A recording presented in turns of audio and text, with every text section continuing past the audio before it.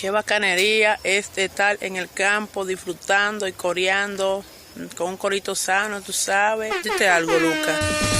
Ya estamos listos. Necesito que a partir de este momento le presten atención a lo que tienen ante ustedes. El corito histórico. Panas y bellas damas, sean bienvenidos todos a un nuevo episodio de El Corito Histórico, el podcast donde te contamos la historia de Venezuela de una forma clara, concisa, amena y entendible. Es decir, como no te la contaron tus lamentables profesores de historia de Venezuela del bachillerato, que son la razón por la cual terminaste votando por Chávez. Aquí les habla el profesor Javier Lara. ¿Diste algo, Dorian Márquez? Eso es así, es hora de historia para los nenes, historia para las nenas, en el podcast de la historia de Venezuela, el Corito Histórico, en donde nosotros te estamos contando todo lo que pasó en este país, pero en el idioma del corito sano, de ahí a ahí, porque toda esa gente que ves en las estatuas, en los libros, en las plazas, toda esa gente era como tú y como yo. Díceselos tú, pana mío. Así es, así es, así es.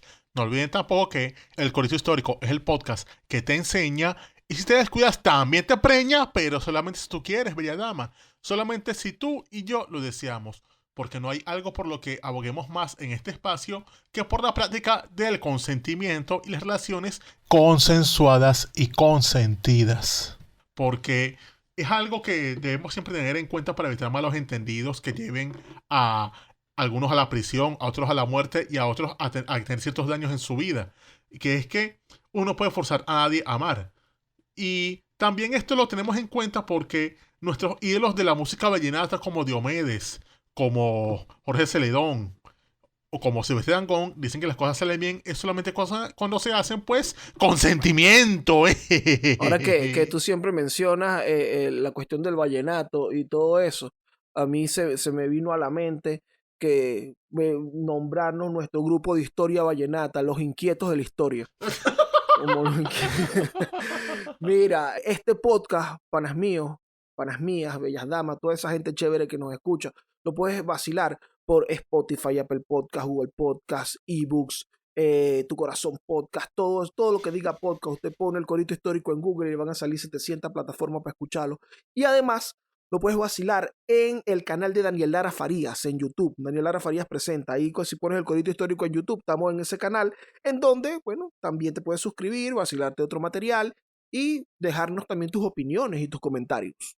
También, si nada de esto funciona, pueden ir directamente a la página web www.elcoritohistórico.com, donde pueden hacer clic en los episodios y descargarse los mismos a sus dispositivos cuando y donde quieran. O sea, se conectan Wi-Fi por ahí que encuentren, descargan eso que es en 10, 20 minutos a lo máximo y lo tendrán ya en su tablet, en su smartphone, en su laptop, en su canaimita, donde sea, lo tendrán para escucharlo cuando y donde quieran, porque ya lo tendrán en su equipo y así no tengan internet, si no tengan luz, pueden vacilarlo y seguir corriendo con nosotros. ¿Qué más por ahí, Dorian? Yo creo que ya nosotros, mira, acabamos con la tarea de intro, de presentación de este podcast y podemos entrar en materia, darle chispa, candela y fuego y contarle a la gente de quién vamos a hablar hoy, Manao. Bueno, hoy vamos a hablar de un personaje muy solicitado por nuestra audiencia. Un personaje que, bueno, cuando empecé a estudiar, yo lo veía como el ancestro de, bueno, unos personajes bien infames como lo son Enrique Capriles, Claudio Fermín o el Tigre. Porque es un hombre que podemos considerarlo un campeón de la derrota electoral, de la incomodidad en el poder, de siempre querer el poder y no tenerlo por muchas razones. Y que, más allá de esas cosas chimbas, tiene lados positivos, porque recordemos que aquí tratamos de ver a los personajes en toda su dimensión. Y una cosa que me llamó mucho la atención de él es que el pana es el pionero de las campañas electorales como las conocemos hoy. Es decir, él es el padre de eso que llaman los casa por casa, de los mítines. En resumen, es el padre de el subir cerro. Porque este es un carajo que le trajo esas cuestiones a Estados Unidos una vez que estuvo allá y dijo como que, oye, pero las elecciones podrían ser así de finas. O sea, es como el que le dio ese sabor a la campaña electoral, a la democracia. Y este hombre es nada más y nada menos que José Manuel El Mocho Hernández. Sí, vale, el Mocho Hernández, muy, muy solicitado. Como dijo Javier, tiene un montón de dimensiones ahí interesantes. Un tipo que arrastró masas en todo el país en un momento en donde eso no ocurría o no era tan fácil de que ocurriera.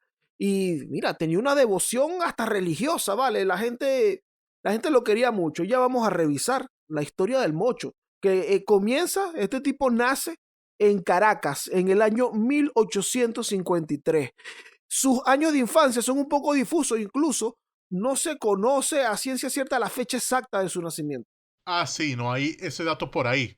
Bueno, se asume que de esta manera era un carajo humilde. Es que de hecho, lo que sí se sabe de él es que era el hijo de un carpintero canario. Entonces hablamos de un tipo, un oficio no tecnificado, trabajador cualquiera, y lo que vemos siempre en estos casos, que cuando la gente no es de gran, digamos, bagaje, en este caso no sé, hay como muchos datos de su historia real, o sea, no hay como una forma de seguir porque no hay manera de decir, ajá, estudié en tal colegio, eso tal esto, porque simplemente no lo había porque no tenía como tiempo para estudiar. Entonces, de esa manera, uno puede adelantarse en los años a su vida y ver que su debut en la historia es a los 17 años. ¿Por qué? ¿Qué pasa aquí? Resulta que él a esa edad lo recluta una de esas montoneras. O sea, estamos hablando de los años de la posterior a la Guerra Federal, cuando ya estaba el tema de los liberales azules alzándose con Monagas. Y en este caso lo recluta un general llamado Esteban Quintana para ir contra Guzmán Blanco, que estaba iniciando su mandato. Y fue una cosa que este muchacho se lo llevan, y en su primera batalla se llamaría el combate de los lirios por allá por Paracoto, o sea, Estado Miranda actual. Y aquí, en esta batalla, le toca combatir y todo eso, y en un momento de la batalla, una mano anónima le lanza un machetazo y le corta 2 dedos de la mano derecha. Le dejó inútil esa mano. Bueno, son 2 dedos, o sea, puede hacer cosas con esa mano, pero lo importante aquí es que digamos que fue el origen, o sea, ya es cuando este hombre pasó a ser conocido con su famoso apodo, o sea, aquí nació de verdad el Mocho Hernández. Interesante cómo al Mocho le va mal desde el principio, porque ese es su debut, ese es su bautizo de fuego, el combate de los lirios.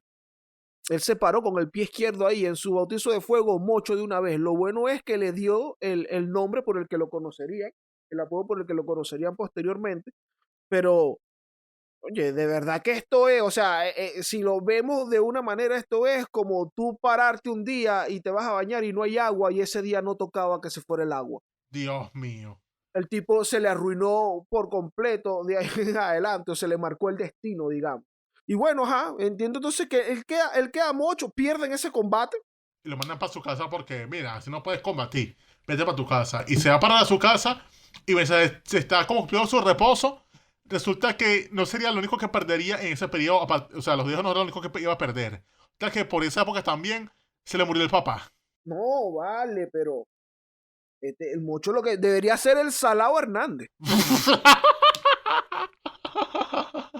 Sí, le hacía falta un poco de cariquito morado. Entonces el pana, bueno, tuvo que encargarse al carpintería mientras tanto. O sea, se hizo cargo ahí porque también había que trabajar, pues, o sea, había que resolver, porque no era ningún carajo pudiente.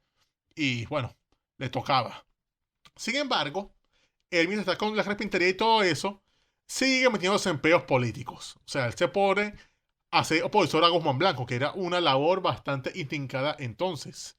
Y esto hace que el carajo esté yendo y viniendo de la cárcel a la libertad, después al exilio. O sea, estuvo un lapso largo, cerca de no sé, como 10 años, saliendo y entrando de la cárcel o yéndose para el exilio.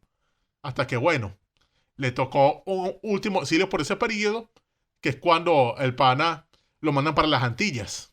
Y ella se pone a hacer ¿qué? Bueno, como les mencioné, no era un tipo con fortuna, pero sí era un hombre muy trabajador.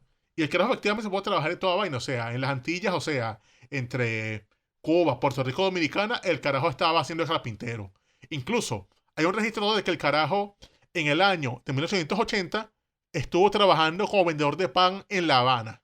Así mismo, allá en Cuba, me imagino que el tipo era, bueno, muy popular también, porque era el mocho panadero. Claro, o sea, es una vaina así, o sea, tipo una bodega de barro, me lo visualizo yo. O sea, es el clásico tipo al cual cuando tú vas a la bodega, tú lo ves en la caja y le pides, mira, Mocho, dame unas 5 canillas, dame $10 de mortadela y, coño, 2 frutos ahí. Fuego. Exactamente. Coño, que también eso que tú mencionas es muy interesante, que él estuvo en ese exilio en las Antillas y no era un hombre con fortuna y se tuvo que dedicar a trabajar. Nosotros hemos hecho episodios de otros tipos que han estado exiliados en las Antillas también, como Juan Crisóstomo Falcón, como el mismo Guzmán Blanco, como el mismo Joaquín Crespo. Y esto era una gente que tú ves que no, fuera del exilio, y en el exilio se encargó de organizar y de escribir. Pero, ¿y de qué vivía usted, señor? Bueno, quizá tenían Era como la canción de Lavillos, o sea, esos tipos eran la flor del trabajo, Exactamente. porque vivían Pero bueno, sembrados. pero bueno, el Mocho sí hay registro de que estuvo chambeando de verdad. Sí, y efectivamente, ya años después, después de ya tanto coñazo, resulta que en el año 1887 es el último periodo de Guzmán Blanco, o sea, su último bienio, la llamada aclamación. Y cuando se va Guzmán, el pana finalmente vuelve al país. Y esto es ya el momento en el cual la relación contra Guzmán Blanco es real. O sea, ya aquí, si de verdad tumban las estatuas que le quedaban, quitan como que su legado de la zona. O sea, ya dejan de haber que Teatro Guzmán Blanco y Gobonaz, no. O sea, ya eso no iba. Entonces, bueno, de esa manera él puede por fin volver a Venezuela. Ah, claro, él reaparece acá en el país ya para 1887. Y él va a parar a una zona que es el territorio federal Yuruari, Eso que es en se Bolívar, ¿no? supone, claro, que eso es el hoy Estado Bolívar. Pero Guzmán Blanco en 1881, cuando empiezan a dimensionar el tema del oro que hay en la zona, y como estamos hablando de una especie de régimen federal que había, en donde, bueno, la administración y todos esos asuntos de cada estado recaían en el presidente del estado, lo que hace Guzmán Blanco en ese momento es crear el territorio federal Yuruari, que estaba compuesto por la zona, digamos, de Upata para allá. Upata, el Callao, Guasipati, Tumeremo, el Palmar, toda esa zona donde está el oro, la convirtió en un territorio federal para que pasara a su jurisdicción, para que estuviese Ah, que es una forma de robar, claro. básicamente para, bueno, y tengo que tener a discreción las minas de oro que hay ahí. Allí llegó el Mocho, también llamado por el mismo asunto del oro, ¿no? por el trabajo que había allí, la posibilidad que había ahí bueno, de ganarse un dinero. Pero el carajo se mete sindicalista, ¿no? Sí, el carajo Ahí en la cuestión del es oro. cierto, o sea, el carajo aquí entró para trabajar, pero descubrió que ahí habían situaciones de desigualdad y de malos tratos a los trabajadores. Y esto es que el carajo se dirigió ahí como una especie de sindicalista. O sea, el para se puso allá a denunciar las condiciones, denunciaba que habían abusos de el que era el gobernador de la zona, un tipo llamado Pedro Vicente Mijares. Y entonces el carajo era famoso entre los trabajadores de allí, que lo veían como que, oye, pero ese tipo sabe hablar bien. O sea, claro, también puede pasar que el hecho de que este es un hombre que por lo menos sabe leer y escribir, sabe contar, y llega a esa zona donde el analfabetismo era la regla. Y entonces de esa manera el carajo se erige como el campeón de los desfavorecidos. Es verdad, el tipo toma mucha ascendencia y bueno, como dice Javier, con los trabajadores por el asunto de que el analfabetismo era la regla. Incluso hay un biógrafo suyo, Horacio Cabrera, que menciona, él hace un libro acerca del Mocho en Guayana. Y él menciona que al llegar allá, el Mocho era un hombre de poca profundidad intelectual y que en las conversaciones más profundas cambiaba el tema. Sin embargo, para la gente del común, el tipo era una lumbrera, que la mayoría era inculta, el tipo era una lumbrera, era casi un dios. Esto es como la gente que le preguntaba cosas a García Bancho. El Mocho y que no, lo compra tú. Y Claro, la gente lo había consentido, o sea, una gente que no tenía mucho dinero decía, claro, la atún es la solución, pero volvamos a la historia que corresponde. Bueno, el tipo, además de ser un representante, digamos, de los trabajadores y el derecho de los trabajadores allí, también se anotó en una lucha que había en la gente del territorio federal Yuruari, de toda esa zona, que querían que porfa volvieran a integrar eso al Estado Bolívar. Esto, las razones para esto eran que al estar hecho como territorio federal, no tenían representación, su representación era en Caracas el gobierno.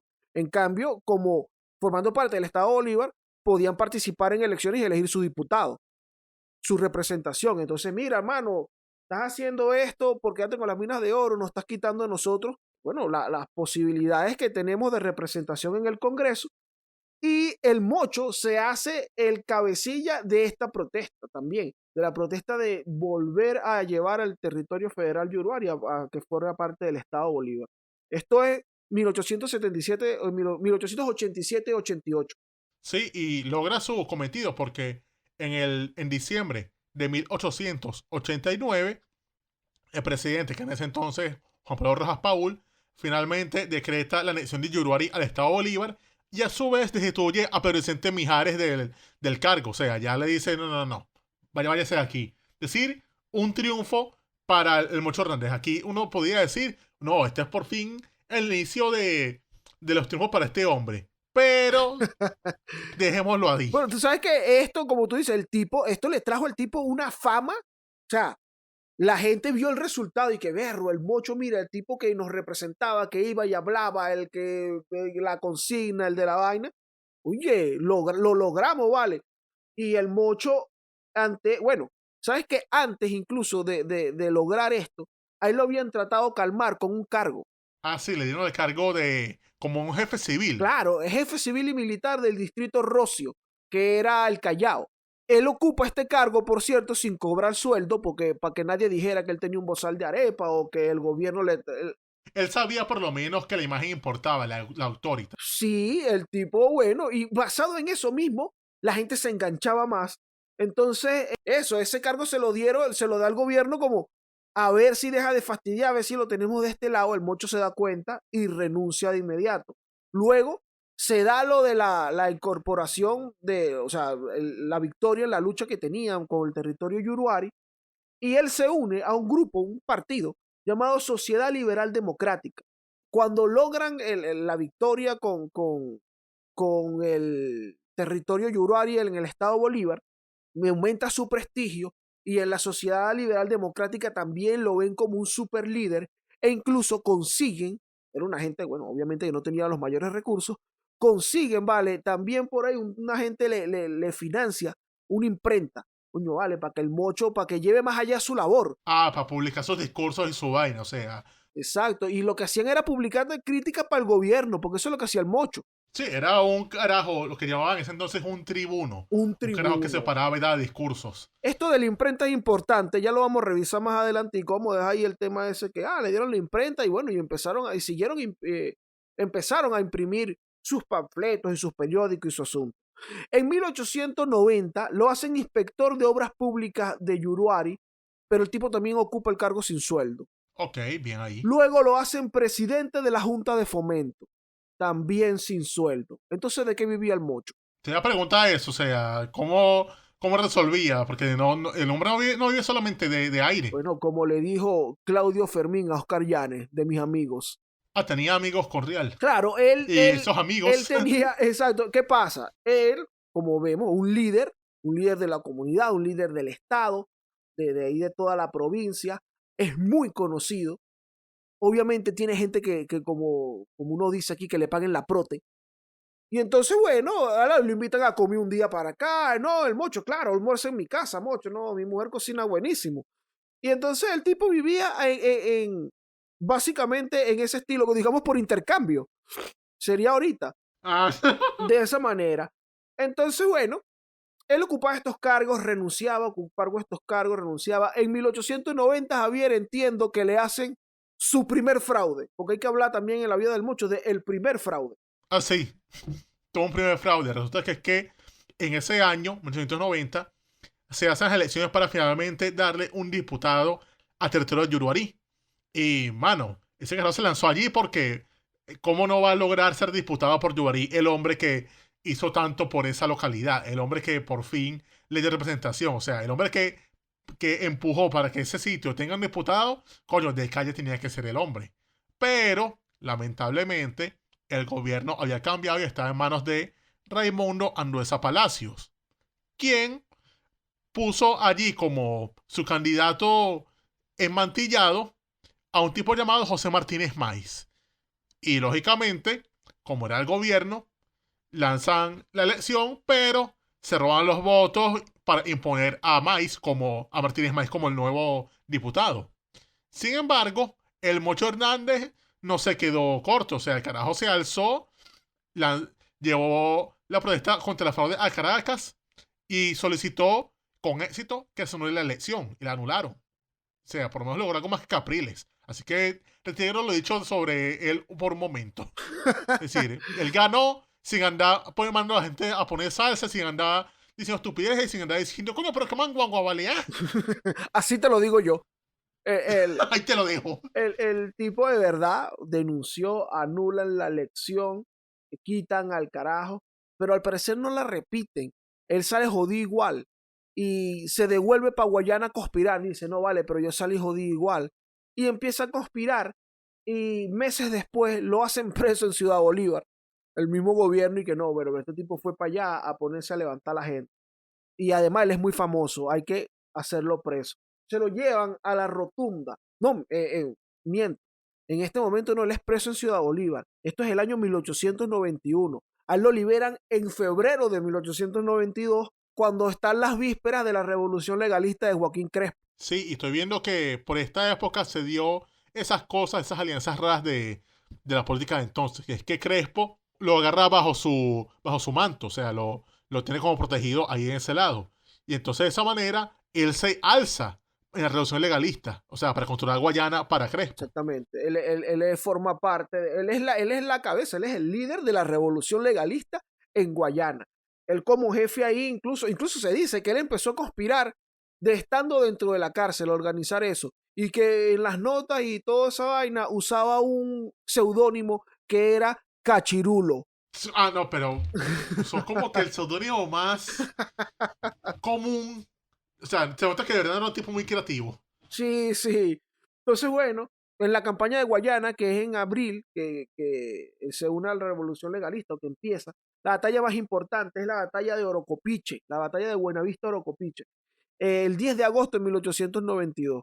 Aquí, el Mocho, con sus fuerzas, vence a Santos Carrera, es el nombre del general que representaba el gobierno que estaba ahí.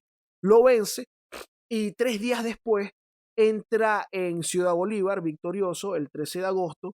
Y bueno, ya con eso vemos que es un tipo que logró, metido en las luchas con los trabajadores, metido en la cuestión del territorio federal Yuruarí, metido reclamando el habérsele robado unas elecciones. El tipo después aquí también en la guerra va, gana, y en Guayana es el papaupa. Era, mira, el río Orinoco y el Mocho Hernández.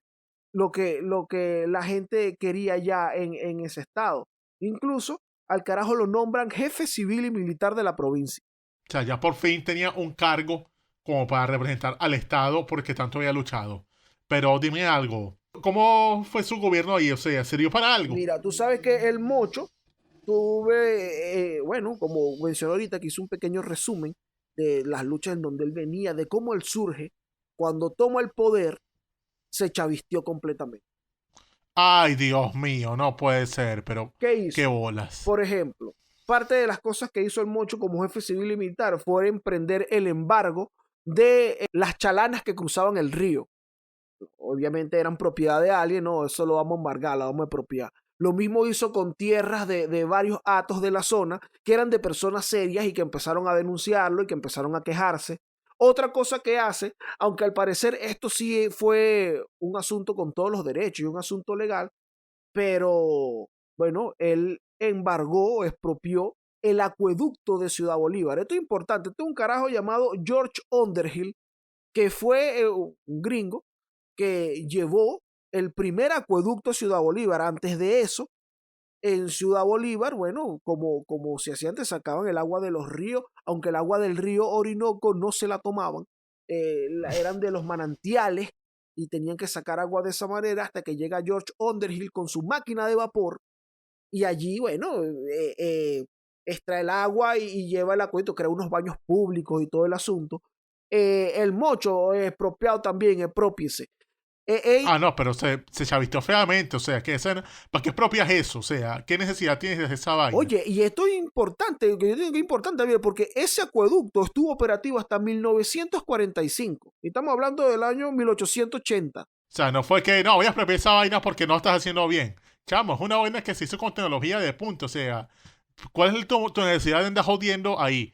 Chavistear, Bueno, juro. incluso aquí se le quita de al lado por todo esto que estaba haciendo un tipo que también es muy famoso, el general Domingo Sifonte. Este tipo, bueno, era muy amigo del Mocho, incluso tenía un cargo ahí que le dio el Mocho y Sifonte dijo, no vale hermano, usted se está chavisteando, suerte, se puede cuidar, le dijo Sifonte y se le quitó del lado. Entonces el tipo estaba haciéndolo de verdad muy mal, tenía demasiadas quejas, estaba embochinchado el Estado y Joaquín Crespo le dice, erga, recogieron a su loco básicamente, se lo llevaron como diputado para el Congreso Constituyente. O sea, ya al carajo dijeron, no, estás loqueando mucho, vamos a sacarte de aquí porque, o sea, la Junta te vuelve loco, vente para Caracas. Ahora, en lo popular, Javier, o sea, en cuanto a la gente contenta, el Mocho estaba más popular que nunca. Si hubiesen encuestas en ese tiempo, el tipo rompe las encuestas, porque obviamente el tipo estaba embargando todo eso y la gente, guau, así que se gobierna. Dios mío, no, es que de verdad hay gente que se pone bruta. Bueno, por eso es que todavía hay chavismo en Venezuela. Entonces, bueno, el Mocho, Javier, se lo llevan para el Congreso Constituyente. Bueno, siéntate ahí, para que aquí aporte, porque vamos a cambiar la Constitución y todo el asunto. Y el Mocho le dice a Joaquín Crespo, no, pero eso que tú estás haciendo es una cagada. Que no era mentira, pero es como que, mano, te acaban de rescatar de las cagadas que estás haciendo y no vas a apoyar al tipo que te acaba de rescatar. Exacto. Bueno, es que el tipo de verdad es un carajo, verga, incómodo, o sea, nunca se puede quedar quieto. Bueno, de aquí al tipo lo dice, no vale, fuera de aquí, Mocho. Y él va a parar a Nueva York, en casa de un amigo suyo, un comerciante. Sí, a Nueva York. Él va a un amigo suyo, comerciante, Manuel Cadenas Delgado. Le patrocina ese viajecito. Allá tiene que visitar los tribunales porque George Underhill lo denunció. Por cierto, Javier, se me pasaba algo. Háblales. Que dejé a media por ahí arriba. ¿Te acuerdas lo de la imprenta? Ah, verdad, sí. ¿Qué pasó con lo de la imprenta? Bueno, cuando él era... Con la Sociedad de Amigos Liberales. Claro, cuando él era jefe civil y militar de la provincia, lo empezaron a criticar y la mandó a cerrar también. No, pero de verdad Joda, se chico. fue al full nivel chavista. O sea, hizo todo lo que te dicen que no hagas y de repente se le puso una boina roja y unos ojitos de Chávez. Coño, pero es que de verdad, Mocho, ¿qué te pasa? Pero bueno, también se lanzó esa y, bueno, obviamente lo terminaron recogiendo a su loco, como comentamos ahorita. Y termina en Nueva York, donde también tiene que visitar los tribunales. Esto es el año 1891, cuando él viaja por primera vez a Nueva York. Él regresa al país en 1893 y luego vuelve al exilio a Nueva York, en donde de nuevo en 1895 tiene que visitar los tribunales porque Underhill seguía ese pleito allá, pero él gana el caso. Sí, estoy viendo que el carajo lo gana a George Underhill. O sea, imagínate. Esto imagino que lo habrá hecho mucho más famoso porque le ganas un juicio en Gringolandia a un gringo. Es como que, wow, pero ese tipo de verdad tiene como que está protegido por un poder superior. Exacto, el tipo seguía aumentando su fama con todas estas cosas, pero hay algo que le cambia la vida al Mocho realmente en su visita a los Estados Unidos, que lo comentaste en la introducción. Eso es correcto. Usted que cuando él estaba en Estados Unidos mientras estaba en su juicio, él pilla que Estados Unidos está distinto porque está en campaña electoral, porque se va a elegir el nuevo presidente, una elección entre el candidato republicano William McKinley y el candidato demócrata que era William Jennings Bryan. Entonces él se da cuenta como que, oye, pero ¿qué es esta cosa? O sea, ¿qué son estos carteles? ¿Qué son estas carretas andando por ahí llevando carteles? ¿Qué es esto de entregar volantes? Entonces él dice como que, wow, pero ¿y dónde están los autobuses para traer los votantes? ¿Dónde están los puntos rojos? ¿Qué vaina es esta? Él descubre aquí cosas como los mítines, o sea, descubre las tarimas, descubre los encuentros casa por casa, los discursos hablando sobre los problemas de la gente, o sea, sobre, no, que aumentó el pollo, qué bolas, que no, que, ¿por qué tiene que ser todo tan caro? Que coño, ¿por qué están todos desempleados? O sea, hay que joder vainas que hacer, hay que construir casas, hay que hacer vainas, o sea, el carajo descubrió todo eso y quedó obnubilado. Ese pana salió de ahí se creía como que Joey Napolitan, se creía Eric Ekman, una vaina así loquísima. Y entonces el carajo estaba picadísimo como para aplicar todas esas técnicas que vio en Estados Unidos en Venezuela. Y hostia, que el hombre cogió la oportunidad, porque en 1897 había un partido allá en Venezuela llamado el Partido Liberal Nacionalista, que era una cosa organizada por un amigo de él llamado Alejandro Urbaneja, el cual decía como que, no vale, mocho, lánzate, llegaste para acá y te lanzamos, vale, o sea, aquí te doy la tarjeta, échale bolas. Y eran la oposición de los liberales amarillos. Exactamente, así mismo. Y estoy pillando también que, sí, que esa fue como una organización, como un frente nacional de descontentos con el liberalismo amarillo, o sea, ahí se montó un gentío donde sí, los tipos tienen como un programa, pero en realidad para ellos lo más importante era, no, el candidato es este tipo, o sea, ¿qué programa, qué carajo? Hay que decir, es el Mocho Hernández el tipo, y punto. Y el Mocho llega y dice, vamos a hacer campaña, pues el carajo de verdad hacía mítines, o sea, iba por cada ciudad celebrando mítines, por cada capital. El carajo hacía conferencias, daba discursos, o sea, el tipo se metía para donde vivía gente, o sea, iba para los barrios, subía a cerro. Y bueno, también recordemos, era un tipo que sabía hablar muy bien, que se identificaba con la gente. O sea, el tipo de verdad tomó nota, lo procesó todo y entendió. O sea, ya aquí se vio por primera vez en la historia de Venezuela una campaña electoral real. Y seguramente también por esa época, no sé, el carajo habrá alzado a un enano pensando que era un niño, pero... Quizás el mocho capaz habrá inventado en ese tiempo el abrazar y besar señora. Probablemente, puede ser también que eso venga de ahí, o sea, él aprendió eso de los gringos que también lo hacían. En este asunto que estás comentando, esto sería la primera campaña política, sería también el primer tipo que recorrió Venezuela con fines políticos, ¿vale? Que recorrió Venezuela aquí. Bueno, teníamos, no sé, a un Simón Bolívar que recorrió Venezuela, bueno, con fines de guerra en ese momento, pero posteriormente a que tenemos a Venezuela como país independiente, las elecciones no eran así. Las elecciones generalmente se manejaba, o la dinámica de elecciones eran como votaba un congreso, que era el que elegía el presidente, tú como candidato tenías que, bueno, conocer gente con real, que tuviese autoritas y ascendencia, además que te mantenga, conocer gente con real, además que tenga sus autoritas y su asunto, y gente que le haga caso, y par de amigos en el Congreso, y jalarle bola al presidente de turno, y usted se gana unas elecciones. Con Guzmán Blanco eso se acentuó muchísimo más, porque además era él el que seleccionaba el candidato que iba a ganar. Entonces básicamente usted tenía que estar de buenas con el jefe, con par de diputados y con par de gente con dinero. Las personas, o sea, el común, la gente del común no estaba dentro de la ecuación. Es el mocho que llega a hacerlo. Sí, que empieza a por fin hacer sentir a la gente que su opinión, que su voto valía. Y así parecía ser, o sea, el carajo estaba casi que ganando de calle. Y el día de la elección, que era el 1 de septiembre de 1897, está ya todo puesto. O sea, eso ya una cosa en la cual la gente estaba haciendo cola para esperar decir voto por el Mocho Hernández. Pero comentábamos en el episodio de Joaquín Crespo cómo este sujeto mandó a ocupar las mesas con gente suya, con gente armada suya.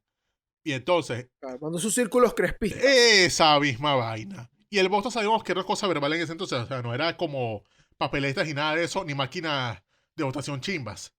Resulta que el voto era verbal. Es decir, tú tenías que ir y decir, ajá, ¿por qué va usted? Y decir, yo voto por el Mocho Hernández.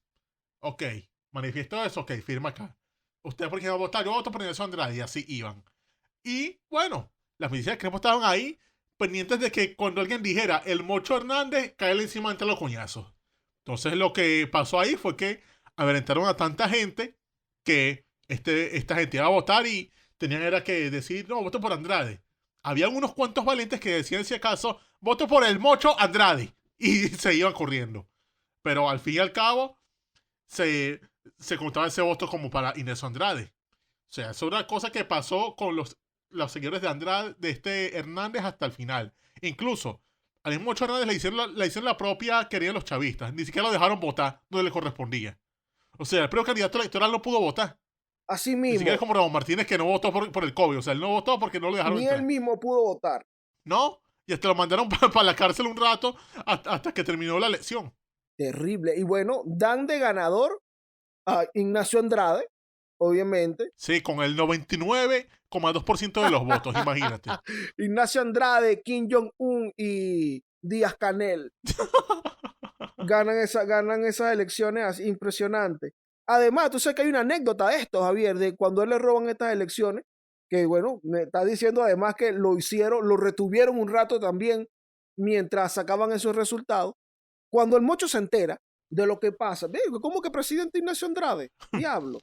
El bicho sale directamente a Santa Inés, a la residencia de Joaquín Crespo, a reclamarle. Y va para allá, Joaquín Crespo, y el tipo le dice que, mira, yo vengo para acá a protestar ante esos atentados que hicieron en las elecciones y también me estoy preparando para ir a denunciarlo a la Alta Corte Federal. Y Joaquín Crespo le dio la espalda y le dijo, haga usted lo que le dé la gana. Ah, sí, me la creo.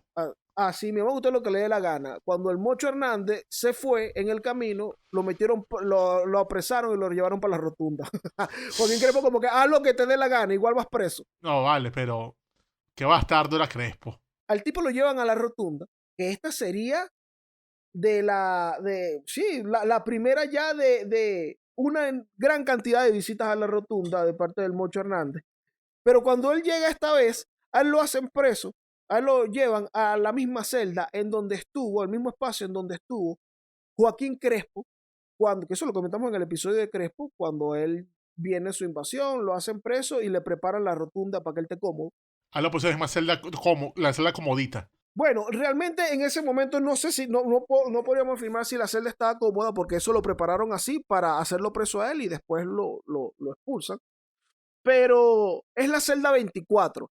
El asunto es que el Mocho en la pared de esta celda escribe lo siguiente, esta frase: estoy donde estuviste, estaré donde estás, estarás donde estoy. Diablo, pero el carajo hasta le entró una vena poética para joder al tipo. Sí, le hizo un beef. Se puso exactamente. Entonces, alguien o sea, los guardias ven la vaina y le llevan la noticia a Crespo. Y que, mira, mi general, mira lo que este tipo escribió allá. Ah, así es la vaina. Cuando va en víspera o cuando es la toma de posesión de Ignacio Andrade, 20 de febrero de 1898, Crespo manda a liberar al Mocho y lo hace llevar a la Casa Amarilla, donde está él con un coro de gente y toda esa vaina. Y lo lleva allá y le dice al Mocho: general, lo he hecho venir para que cumpla la primera parte de su profecía. Usted escribió en su calabozo que estaba donde yo estuve, lo cual era cierto, y que estaría donde yo estoy. Profecía que se ha cumplido porque ambos estamos aquí. Pero en cuanto a que yo esté donde usted estaba, en eso sí yo no le voy a dar el gusto, general. ¡Ve! ¡Qué bola! Epa, lo llamó para humillarlo, mano, porque sí, que yo voy preso, no. Seas huevón, chico. Y de paso, el carajo le dijo eso y te dijo, ¿y sabes qué? Va a quedar libre pero humillado. Y lo liberaron. Exacto. Y lo liberaron. Entonces, de aquí es cuando sale el Mocho junto a Vicente Lecuna rumbo a Valencia y llega allá en el estado Carabobo luego a la finca Queipa de su amigo Evaristo Lima.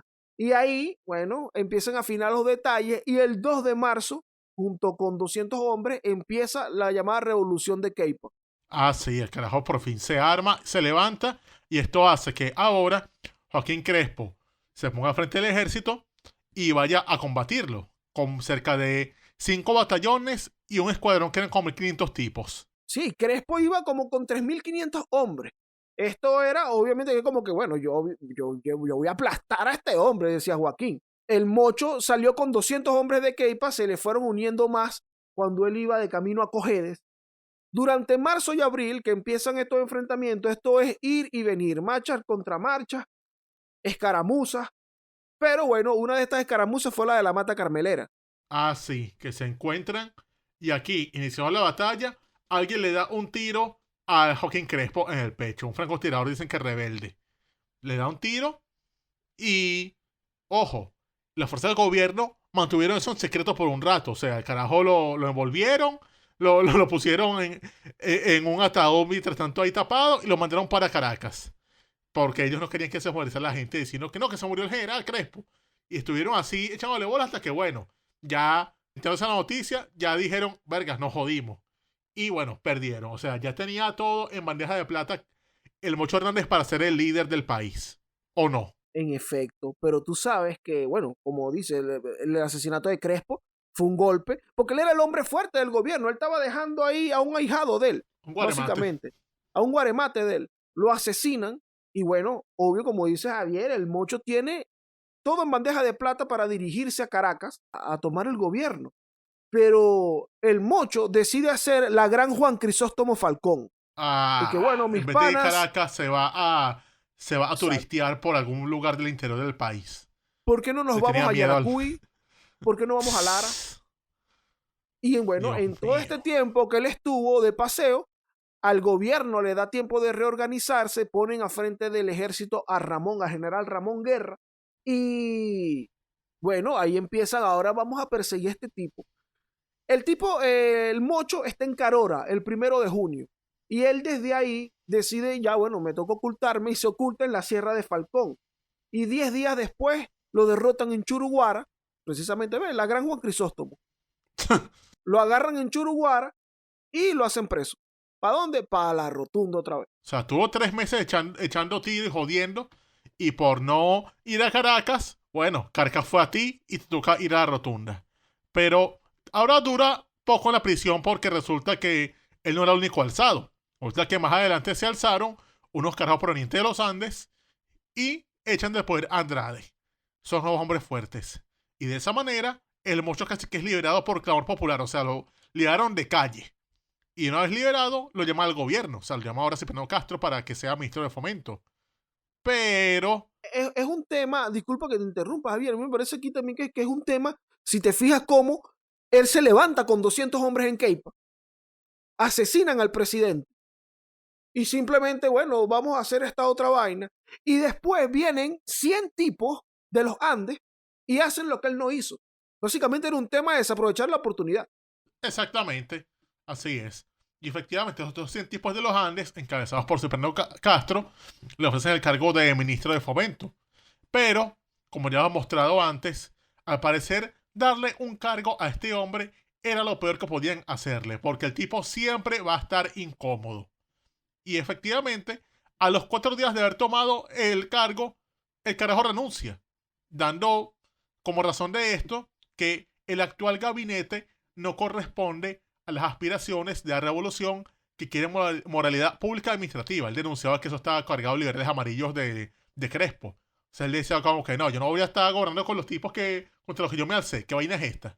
Aquí, él, como dijo Javier, renuncia al cargo y la semana siguiente se levanta. Pero también es interesante el proceso de este levantamiento. Y otra vez como el Mocho vuelve a redundar ahí en esos errores raros. Porque fíjate, aquí se da una anécdota en donde el general Samuel Acosta, quien era el jefe de guardia de la Casa Amarilla, le dice al Mocho que le puede entregar, que él tiene la capacidad de entregarle a Cipriano Castro con toda su escolta y todo su gabinete para que él los apresara y se proclamara presidente. Eso iba a tener total aprobación de la gente. O sea, un movimiento de ajedrez y ya. Podía resolver todo y finalmente ser el presidente Hernández. Aprovecha la oportunidad que no aprovechaste meses atrás. Ok. Todavía la calle está caliente contigo, todavía tú puedes hacer esta gracia. Y el Mocho le dice a Costa, No, ya sé que oye, le dijo a Costa, pongan salsa. y que a Costa, usted agarra su olla allí y descarga esa arrechera. Le dijo, mano, vamos a hacer esto mejor, acompáñame.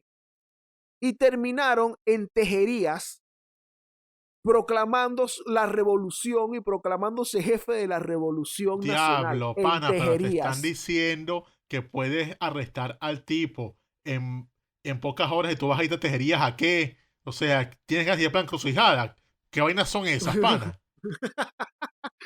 O sea, que no tiene ningún tipo de sentido. Mira, puede ser presidente mañana. No, ya va, vamos mejor a Tejerías, mi pana, y allá yo me proclamo presidente. Pero con todo eso la gente lo seguía, Javier, la gente le tenía un fervor enorme al Mocho.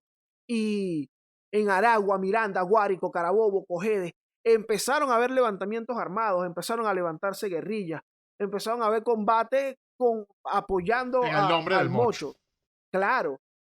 hasta que en el año 1900, en manos del general José Antonio Dávila, en Tierra Negra, en Cojedes, de nuevo lo hacen preso y lo llevan a la rotunda. No, esto que lo llevaron ahora fue al castillo de San Carlos de la Barra en Maracaibo. Ese le dijeron, bueno, peor. no, vas a pasarlo ahora sí peor. Aquí no te vas a tener compasión. Vete, vayas a Maracaibo a tu cárcel a pasar roncha. No jodas. Pero, otra vez juega la historia y el destino a su favor. Porque estuvo ahí 2 años, bueno, año y pico, tolerando el calor de Maracaibo en esa cárcel. Pero ahora emergen las potencias a pedirle los redes de la deuda a Cipriano Castro y lanza el bloqueo naval. Y Cipriano Castro, que tenía ese gran peo de que tenía el frente de la Revolución Libertadora por un lado, tenía este peo de los europeos pidiendo de real, él decreta como una amnistía para pedirle apoyo a los que están presos, como que, manos, por favor, olvidemos esto y unámonos en torno a un enemigo común. Y aquí, Hernández acepta ese perdón y se une a Castro otra vez. Exactamente. Que por cierto, por esto lo criticaron mucho. Yo encontré por ahí, haciendo la tarea, unos artículos de periódicos de aquellos tiempos en donde hablan de cómo el Mocho no tenía ningún tipo de pudor en levantarse contra unos tipos, ser apresado por esos tipos y después salir a abrazarse con esos tipos, con esos mismos carajos. Como una falta de seriedad, pues. Exactamente, y lo criticaron mucho por esto. Entonces, bueno, él apoya a Castro en este asunto, incluso lo premian luego porque a él lo mandan como representante diplomático en Washington. Ah, sí, es como el embajador en Estados Unidos. Sí, porque aprovechamos mucho, tú hablas inglés, tú has estado allá, vete para allá. Sí, y No estuvo fastidies allá, aquí. pero una vez más, otra vez volvemos a lo que habíamos comentado. No le des cargos al Mocho porque el tipo va a buscar la manera de sabotearse a sí mismo y sabotearte a ti. Y no faltó esto. O sea, el carajo empezó a criticar a Castro, así lanzando un folleto llamado Ante la Historia, donde el carajo denuncia a Castro por cualquier cantidad de cosas que probablemente no eran todas ciertas, y de esa manera renunció otra vez al cargo. O sea, el carajo tuvo que sí 8 meses como embajador en Washington. Sí mismo. Él se queda en los Estados Unidos hasta que Juan Vicente Gómez entra a la presidencia y forma parte, él regresa al país para formar parte del Consejo de Gobierno. Así que eso es una entidad que creó Gómez como para agrupar a los caudillos que quedaban por ahí y darles una ocupación. O sea, los puso de como, no, van a ser mi consejo de gobierno, yo voy a consultarles a ustedes cuando necesite algo y vaina. O sea, ahí estaban esos pocos caudillos que habían sido derrotados por él, pero que estaban en la buena con él.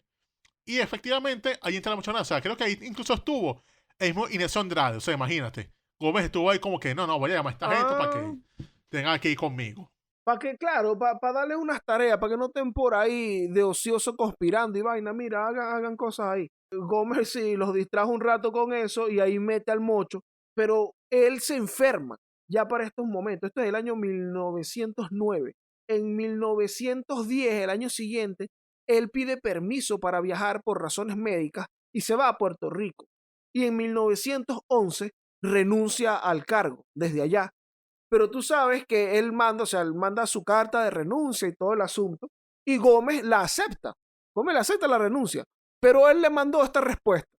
A ver. Bueno, él tiene su respuesta aceptándole la carta de renuncia y le dice lo siguiente. Si por tercera vez trata usted de turbar la paz que disfruta Venezuela desde hace 8 años, sepa usted que estoy dispuesto a sostenerla con la misma espada con que he asistido a las 29 acciones de guerra que forman mi historia militar. O sea, básicamente, mira, Mocho, yo te voy a aceptar la renuncia, pero yo sé cómo eres tú, ¿oíste? No te vengas a joder porque yo sí no te voy a perdonar. O sea, yo no soy ni Castro, yo no soy Crespo, yo no soy nada, ninguno de ellos. Si haces el amago de joder, ahí sí te pongo en la rotunda con grillos y no vas a ceder de ninguna manera. Y era Gómez, o sea, el mismo Gómez que puso así a Román Delgado Chalbot. Es decir, ya era una manera de que, como que, bueno, ahora sí, definitivamente, el Mocho Hernández entendió y dijo, está bien, ok, ya veo que es serio, yo no me voy a poner en ridiculeces. Y así estuvo, o sea, el carajo pasó el resto de su vida entre Puerto Rico, Cuba y en Estados Unidos. O sea, el carajo finalmente, o sea, ya en el año 1921, fallece en Nueva York, según veo por acá. Claro, de cáncer. Coño. Él fallece de cáncer allá en Nueva York, pero la fama del Mocho trascendió, Javier, que es un asunto, bueno, que hemos venido viendo de cómo es un carajo que se saboteaba a sí mismo, que saboteaba también los planes de los cargos que le daban, que, bueno, tenía todas estas contradicciones raras, parece que le tenía como miedo a Caracas, como dices tú, miedo al viaducto. Sí, eso. Pero su carácter de tribuno, su asunto de siempre ser oposición, de siempre llevar la contraria en donde estaba, era atractivo para la gente.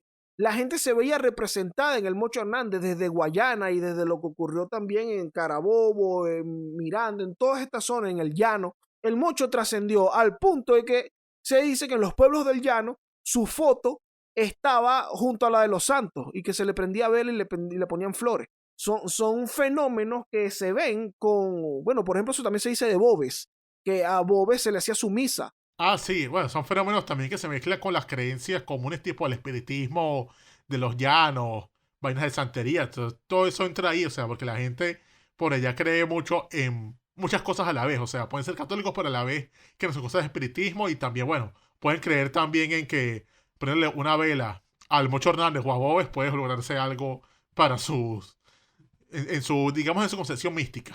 Además de eso, que él, como digo, que él trascendió, quizás no en la historia, porque como vemos, él no fue determinante, él no fue un factor determinante en la historia, en ese periodo de la historia que él vivió, pero para la gente representó, bueno, un icono pop, al punto también de que Mocho Hernández es una vertiente, es un ritmo de joropo. Adiós, Existe carajo. el ritmo Mocho Hernández, se toca en Nueva Esparta. ¿Y ¿sí? cómo es eso? O sea, tocan el 4, pero nada más con 3 dedos.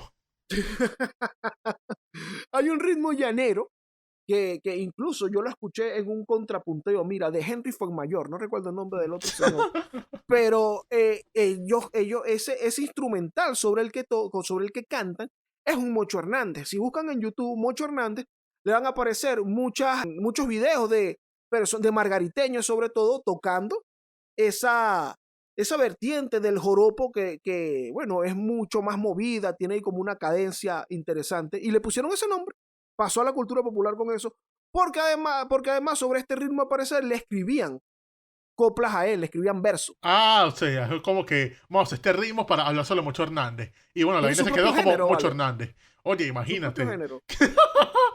Qué increíble este nuevo género musical. O sea, dentro de todo, eso es un triunfo. O sea, eso no lo tiene Gómez. Eso no lo tiene Bolívar. Ajá, Pero sí lo tiene ¿quién? exacto. El Mocho Hernández. Un entero inconforme. Un carajo que yo lo veo más que como el primer Capriles, como un antepasado más amplio de lo que fue Douglas Bravo o Domingo Alberto Rangel. Son tipos que siempre están incómodos y que por eso siempre están alzados contra toda Claro, vaina. claro. Y bueno, y con la simpatía de la gente. Muy, muy interesante esos fenómenos y bueno, y que ocurrió con el Mocho. Pero bueno, ya así nosotros llegamos al final de este episodio, ¿verdad, Javier? Claro que sí, claro que sí. Recuerden que si se vacilaron esto y están acá en el canal de Daniel Farías Presenta, pueden darle like al video, pulgar arriba y todo eso. Y si están en Spotify, Apple Podcasts, Google Podcasts y demás, pueden compartir el contenido para que más gente lo escuche y lo vacile y coree como lo hacen ya ustedes. ¿Qué más por ahí, pana mío? Bueno, que en la descripción si lo estás escuchando en YouTube, en el canal de Daniel Lara Farías Presenta, en la descripción vas a encontrar las fuentes que nosotros ocupamos para crear este episodio. Y bueno, que nos escuches en todas las plataformas digitales, en donde estamos, pones el corito histórico en Google y te va a salir muchas opciones para escucharlo. Y nos ayudas mucho también difundiendo este material. Así es, así es, así es. Pero bueno, panas, este fue el corito histórico sobre José Manuel El Mocho Hernández. Me quité ya.